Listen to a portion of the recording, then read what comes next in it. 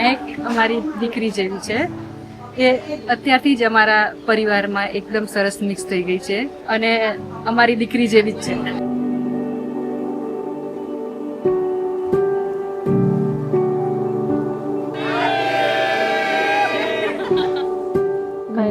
મારી કોઈ જ કમ્પ્લેન નથી. મારી એક જ કમ્પ્લેન છે કે એનો ફોન, માય ગોડ, એનો ફોન એની પાસે રાખે અને ફોન જેના માટે હોય એના માટે યુઝ કરે ને તો બહુ સારું રહેશે.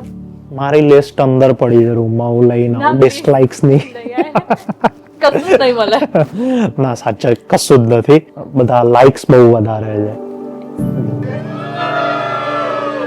તેનું ઘોડી કિને ચડાય ભૂતની કે તેનું દુલ્લા કિને બનાયા ભૂતની કે હાય ગાતા તો જોવે છે યાર.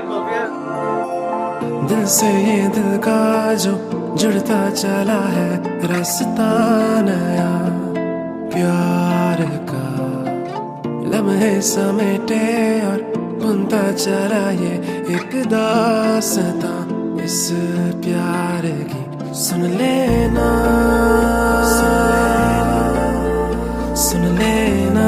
जो दिल ने कहा. મારા સિસ્ટરને હું એક પાર્ટીમાં ગયા હતા, એને કીધું કે આ છોકરી બહુ સારી લાગે તો તું એની જોડે વાત કર. આમ થાય ઓકે ચલો હું ટ્રાય કરું વાત કરવાનું.